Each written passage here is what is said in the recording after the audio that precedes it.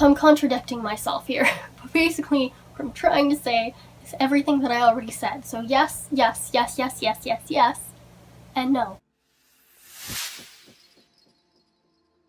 If he means what's the difference between fears and phobias, then phobias cause avoidance to something, and they're also much more intense anxiety that makes you avoid things that are even related to that. So like, for example, if you're afraid of cliffs or falling off cliffs, you might avoid hills, or even just looking at cliffs, that might cause you anxiety. So those two questions are kind of similar, but I think it's pretty much just that regular everyday fears or anxiety versus anxiety disorders and phobias. It's just a lot more anxiety over more things that takes over your daily life, in summary.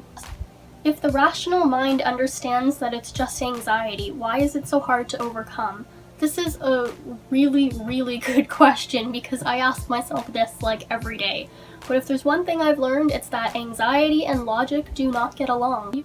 Although you do have to use logic to eventually override your anxiety, it doesn't work just to think, well, this is stupid, why am I afraid of that? Because it is a mental illness. It's something that affects your brain, and it is always there.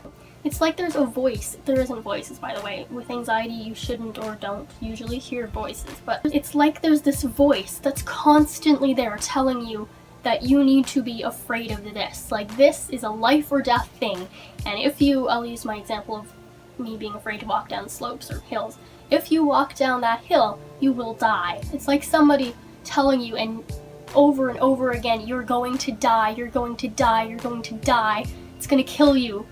And then you get a really bad feeling inside that's like, oh my god, like, I can't do this. Like, if I'm gonna die, like, obviously I can't do this.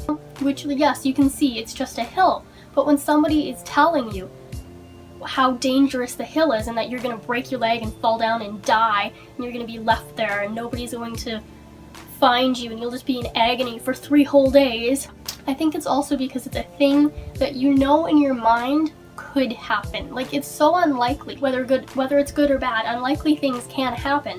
And I think it's just that little bit of truth that your anxiety grabs a hold of and goes, well, wait a minute, if this can happen, then that means that it will. Like, it changes it into something that it's not, but that it could be. So you're so afraid to do anything that you just stop doing anything at all, because everything's too dangerous. So there's just so many ways it could go wrong. I think that's it. That was a really good explanation for someone who didn't write any of that down. And a few also really good questions from my Auntie Brenda. How do you get yourself out of the house when all you want is the security of your home, or your partner, or your bed? Anxiety is there to keep you safe. But unfortunately, keeping you safe is not living. If you don't take risks, and you don't step outside once in a while, you're just not living. There's a quote that I really like, and I can't remember who it's by, but it's, life begins at the end of your comfort zone. And it's so true, because if you're comfortable with something, you're never going to learn new things or understand how to fix your mistakes. Even though you might not want to leave the house, it's very important that you do. Because if you think about it in the long term of life, anything terrible that might happen to you, you can say, well, at least I tried.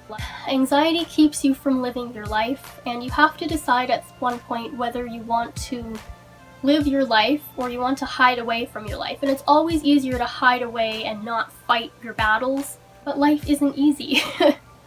It's not supposed to be easy. Easy is boring, and life is not supposed to be boring. You have to figure out what's more important to you. Even make anxiety goals and like start slow. Anxiety doesn't like change or new things or surprises or anything that happens too quickly. So if you just ease yourself into it, little things to distance you from your safety. I keep thinking about the movie Nim's Island, where there's this woman who the girl looks up to her a lot. I think she's a writer. I can't really remember the story very well, but basically the woman's trapped in her house and the girl needs her help. So she has to go on this big adventure out of her house, which she hasn't left for like 20 years because she's afraid of germs and everything. But she eventually does it because she knows that it's more important to save this girl than it is to stay locked up in a house all by herself. This might not be a great way to look at it, however, it's a possibility. What if one day, like the movie where she is forced to leave, what if one day you are forced to leave your house? What if there's a fire? All the things that might happen, and one day it will be so incredibly difficult to leave. So if you work up to leaving and getting yourself out there and going into public and hanging out with people more often, then it will eventually become easier. How do you think older people with anxiety can learn to do some of the recommendations you give, so like breathing, after living a long time trying to cope? Or what do you recommend for newbies? Well, deep breathing is always my go-to because it is the easiest that you can do in any situation. It doesn't mean that it works right away, but it means that it's easy to do so you can keep doing it. And it's very important that anybody starts with an open mind. Like, yes, it is a disease and a terrible illness to have that makes you feel like you're incapable of doing anything, but you have to open your mind and realize that you can. You can do these things and you can calm down. And it might not go away forever, but you can combat it nonetheless. If you give up, there is no hope of anything getting better, but if you keep going, there at least is still hope that you will find something that works for you. And you have to be persistent. You can't just give up. Just know that it is worth it, and that good things will come. It doesn't matter how old you are, any of the things that I suggest can be done. It's better late than never. Do you think that anxiety will be a lifelong battle, or will you be able to learn skills that can help us forever? Do you think the techniques will come so naturally that one day we won't even have to think about it? Well, honestly, I do think that anxiety will always be there, because something one of my first therapists said is that, and I was really upset about it. I'm like, what do you mean? I'm gonna be stuck with this thing forever? But your anxiety will likely not ever go away. There is a chance that it can, especially if it's just brought on by a traumatic event and then you deal with the root problem and then it goes away, but it's likely that it will not.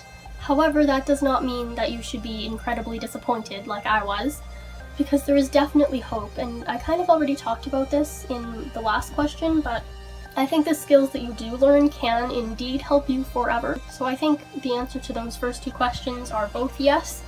Yes, anxiety will always be there, but yes, will always be ways to combat it.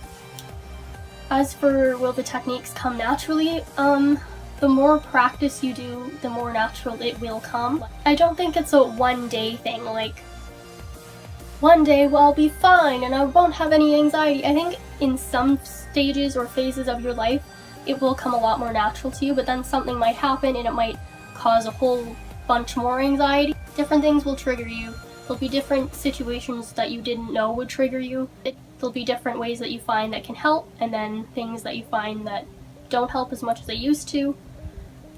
I'm contradicting myself here, but basically what I'm trying to say is everything that I already said. So yes, yes, yes, yes, yes, yes, yes, and no. That's it for the questions. I hope some of these helped you, even if you didn't think of questions. I hope they can still assist you in your life now or one day. Thank you for watching. See you later. Bye.